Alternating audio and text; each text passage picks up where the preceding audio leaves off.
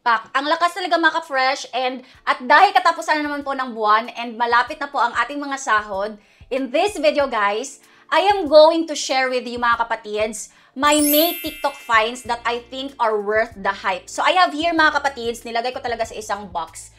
Clothes na nabili ko sa TikTok. Surprisingly, ang mumura nila mga around 300 plus, pero ang gaganda ang quality. Tapos meron din po akong mga i-recommend sa inyo na organizers, few makeup products and accessories. And take note mga kapatids, na-test ko na po itong mga products na to. So itong mga ibubudol ko sa inyo guys ng mga items, rest assured na durable, magandang quality, at the same time, ang mumura. So if you want to see these items guys, please keep on watching. So this is the Bare and Bliss mga kapatids na Peach Makes Perfect Juicy Lip Tints. So this time around, I bought 3 shades. Ganito ang itsura ng kanyang packaging guys. And ang kinuha ko ng mga shades ay Love Always, Budol ni Miss Linel. This is a nude shade mga kapatids na lip tint. If parehas kayo ni Miss Linel na love na love ang mga nude shades, ayan, this is perfect for you guys. And maganda ditong topper mga kapatids. For example, nag-lipstick kayo ng, ano bang tawag dito, nude, and then gusto nyong lagyan ng lip tint sa taas. Kasi meron tong naibibigay guys na gloss effect, pero hindi siya yung tipong high shine. Sakto lang nag-gloss effect na, alam mo yung juicy looking, ganyan. So yeah, this is the Love Always. Bumili ako ng Fly High na MLBB ang shade, and Pretty Please na medyo may pagka-bright pink. Later, isuswatch ko sa inyo. Kasi, yung first 3 guys na Peach Makes Perfect na lip tints from Bare and Bliss ay, ito, naubos ko talaga ang Brave Enough mga kapatid. As you can see, pakita ko sa inyo mga kapatid. Ayan o, ubos ko na siya mga kapatids. And this is best for those girlies na naghahanap ng, alam mo yung hindi masyado putok and student, alam mo yung student friendly na pagka-pink, ganyan. So, ito yung shade na para sa inyo. I'm not sure kung magsaswatch pa siya ha, kasi, ayan o, kasi ubos na siya. So, ganyan yung itsura niya guys. And, yeah, itatapon ko na to later kasi ubos na siya. And sa lahat ng available na shades guys sa Peach Makes Perfect na line, ito yung pinaka-favorite ko, itong Never Settle. Yan, hindi na nagsaswatch ng maayos. Basta ganyan yung yung kulay niya. And nag-iwan talaga to ng stain since na dark ang color nito. So overall mga kapatids, I really love Bare and Bliss na lip tints. As in, kung mauubos sa mga kapatids, I will still repurchase kasi ang ganda ng quality, ang gaan sa labi mga kapatids, and very juicy looking ang iyong lips. Alam mo yung hindi dry, hindi nakakatanda. So yeah, highly recommend this. So the second item naman guys, this is from the brand Face Secret. Ito yung kanilang lip liners mga kapatids, and you will be surprised guys kapag nalaman nyo po ang retail price ng lip liners na to. So sa presyong 194 pesos, you will get 3 lip liners mga kapatids. Hindi lang isa, hindi lang dalawa, kundi 3 lip liners. And itong mga lip liners na to mga kapatids ay smudge proof. Tingnan nyo ha. I'll show you. So this shade guys, this is Sand Pink. Wait. Kasi nag-swatch ako kanina ng mga lip tints ng Bare and Bliss. So this is the Sand Pink mga kapatids. Ayan. Kapag binili nyo to, para siyang merong set 1, set 2, set 3. And ang pinili kong set ay ito nga. And ito yung mga colors na included sa set na to. And then itong pangalawang shade guys ay Rosy Nude. So ang pinili kong shades mga kapatids ay, alam mo yung wearable for everyday. Ito yung Rosy Nude guys. And kapag in-apply mo to sa lips, I think you'll wait mga 3 minutes para mag-set, and iti-test mo siya guys if smudge proof ba or hindi. And then itong last naman ay Nude Pink. Ito talaga yung gamit na gamit ko. So I think okay na to. Wait lang ha. Oh, nag-set na gani. Ayan guys oh. Kita nyo ba? When it comes to clothes mga kapatids, this is the first item that I can recommend. So this is from the brand Dominic & Co guys. Tapos ang pangalan ng blouse na to, if I'm not mistaken, butterfly blouse dahil sa kanyang design. For size reference mga kapatids, I'm already a plus size girly. I'm already 64 kilos, tapos ang height ko naman ay 51 and ang aking waist ay 34, okay? What I love about this blouse, ang lakas niya makasexy mga kapatids, tapos ang lamig ng tela, parang cotton ata to, and hindi na-highlight ang aking malaking braso kasi baksidor na takarang mga kapatid. So, dili kayo dako tanawon akong braso, guys. And bagay siya sa ko, as you can see. 'Di ba? Agree mo na bagay siya sa ko, mga kapatids. And ang ganda ng kanyang paharap. Pero wala jud ko ikabuga, okay? And para sulit ang shipping fee, I ordered a white version, guys. Ayan. Change na ako and then I'll be back. So, I'm back mga kapatids and ganito po ang itsura ng kulay white sa akin. Bale, right now, pinartneran ko po ng jeans, pero it's up to you guys kung ano yung gusto mong i-pair sa blouse na to. Pwede din slacks kasi slacks talaga ang pinipair ko sa blouse na to most of the time. Pero right now, jeans muna. Pwede din skirt or shorts, okay? Basta it's up to you guys kung ano yung gusto mo. But yeah, super ganda ng blouse na to. Lakas maka-fresh, maka-sexy, and it's affordable and comfortable. If you're looking naman mga kapatids for a Korean long sleeves under 400 pesos, I can highly recommend this one kasi ang cute talaga niyang tignan, guys. Para kayong bida sa Queen of Tears. Ganun yung atake ng blouse na to. Blouse talaga, long sleeves na to.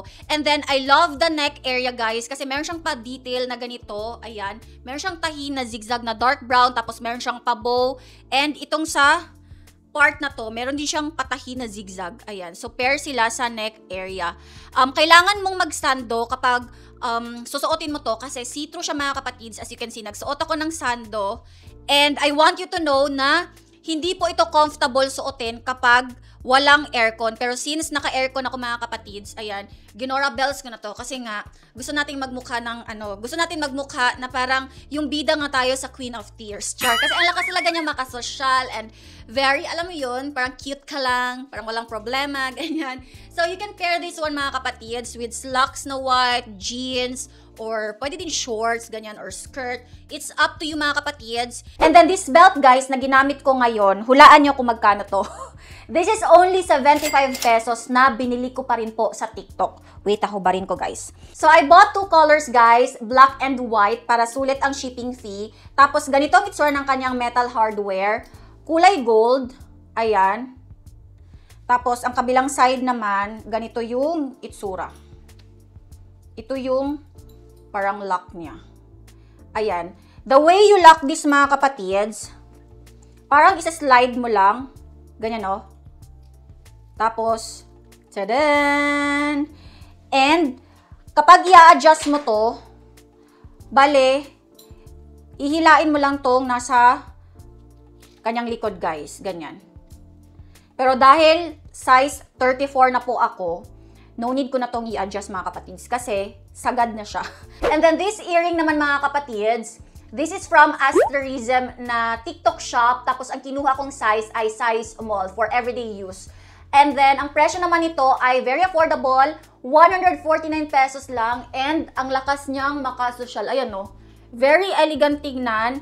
If you want something na alam mo yung pang-highlight sa outfit mo, alam mo yung pang-bongga bells talaga, get size medium or large. Pero if you want a small one, ganito yung itsura niya. Okay, very cute.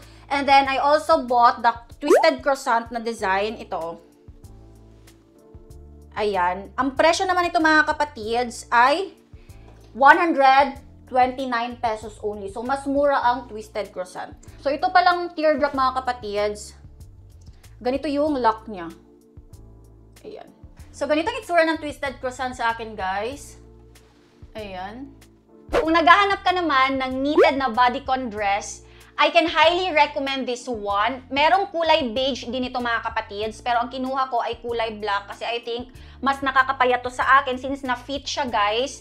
Ang ganda ng kanyang details dito sa harap and meron siyang konting slit, ayan. Pero hindi yung parang mag-hesitate ka na suotin kasi super duper sexy. Hindi naman ganon. Tingnan nyo ha, kahit 64 kilos ako, meron pa siyang ikaka-stretch, ayan. Makapal ang kanyang tela and hindi mainit ngayong summer. So if you preferred na if you prefer na kulay beige ang, you know, gusto nyo, Yun po ang bilhin nyo kasi nga summer ngayon. Pero if gusto naman nyo na medyo nakakapayat, ganyan, get this black color. Okay, so yeah. So this is another knitted dress guys na marirecommend ko po sa inyo na maganda ang quality at the same time elegant tignan. Look at the gold buttons mga kapatids. Ayan. Ang ganda. Hindi ito masyadong fit sa akin. Alam mo yung body hugging, hindi siya ganun guys. Diretso ang cut ng dress na to. Alam mo yung parang Japanese style guys. Ang stretch naman ng damit na to ay kaya hanggang siguro I think 70 kilos. As you can see, I'm 64 pero as you can see, ang laki pa ng kanyang space. Very comfortable mga kapatids. You can wear heels kapag suot-suot mo to or flats. Tapos makapalang tela and hindi mainit suotin this summer. So yeah, I can highly recommend this and super ganda. Ito namang pa-detail niya dito, fake pockets to. How? Hindi talaga to legit na pocket. Parang pa-design lang mga kapatids. So yeah, again, I can highly recommend this kasi ang ganda ng quality and ang mura. Now, if you're looking naman for a terno sleepwear na ang pares ay short pants mga kapatids, kasi nainitan kayo sa pants, ayan, I can highly recommend this one. So, ang size na kinuha ko mga kapatids ay 2XL and meron pa siyang space, oh. Hindi siya fit pa sa akin, guys. Very comfy. 255 pesos po ang presyo ng each set na to. And ang tela, guys, satin. Tapos, ang ganda ng kanyang print. Kapag lalabahan mo, hindi natatanggal ang print, mga kapatids. Sa malapitan, ganito ang design ng set na to. Ayan, oh. Super duper ganda and meron din po akong binili pa na dalawa. So, mag-bis lang ako mga kapatids and then I'll be back para mapakita ko po sa inyo. So, this is the second design mga kapatids na binili ko. Wait, urong ako dito banda para makita nyo po ang kabuuhan ng terno na to. So, as you can see, napaka-cute ng kanyang print mga kapatids. And alam nyo ba, nung first time ko po itong sinuot, akala po ng husband ko, sa Uniqlo ko po ito binili. Kasi meron akong dalawang sleepwear guys from Uniqlo na kasing tela po ng sleepwear na to. So yeah, highly recommend this mga kapatids. And ilang beses ko na itong nasuot, hindi pa rin siya nasira. Very durable mga kapatids. Kahit nasa mga around 225 lang po ang presyo ng sleepwear na to. Sometimes nagwa 175 to mga kapatids kapag nag-sale po sa TikTok. So change lang ako guys para makapakita ko po sa inyo itong pangatlong set. If you want a black and white naman na color, I can highly recommend this design sa inyo. So, ganito yung itsura ng set na to guys, sa malayuan. Ayan. And then, sa malapitan naman, ang itsura ng kanyang print, di ko ma-explain. It reminds me of Minecraft, yung nilalaro na game ni Vash. Ayan, pero hindi naman siya weird. Ang ganda pa rin and still elegant. Tapos, ang buttons niya mga kapatids, wait, lapit ako. Ganyan yung itsura niya. Meron siyang pa-gold detail and still malamig pa rin ang tela ng set na to. So we are down now to the last two products na i-share ko po sa inyo in this video. So this time around guys, itong two last products na ipapakita ko po sa inyo ay mga organizers. So itong second to the last product, this is an airtight container na ang size ay 2,400 ml. Kinuha ko na yung malaki mga kapatids para in case na malaki yung nabili ko na cereals, gatas, or asukal ba, ayan, magkakasya talaga. So, what I love about this container, guys, aesthetic siyang tignan, as you can see. Ganito yung itsura niya. Ayan, cereals yung nilagay ko dito. Tapos, ang takip naman niya ay kulay white. And, when you open this one, iti-twist mo lang to. Ayan. Meron siyang patungan ng scoop. Kunin ko ha, pakita ko sa inyo. Meron siyang patungan ng scoop na ganito yung itsura. Tapos, ito naman ang kanyang scoop mismo. Ayan. So, neat siyang tignan mga kapatids. Kasi hindi mo ihulog yung scoop sa ilalim. So, thanks sa kanyang patungan. Tapos, the way you close this, ayan, press mo lang. Twist rather. Itong lock na to. So, yeah. Very simple pero, klase siyang tignan, right? Ayan. Ang ganda, and again, tatlo po yung kinuha ko. And hindi po talaga ako nagsisi. Bali, ang price ng container na to ay 200 plus lang. Ilalagay ko na lang sa screen mga kapatids. So yeah, highly recommend this. Tapos, ang last product naman mga kapatids, ang last organizer na i-recommend ko sa inyo, ay yung minount ko na sa likod ng aming printer. So, mag-insert lang po ako ng B-roll.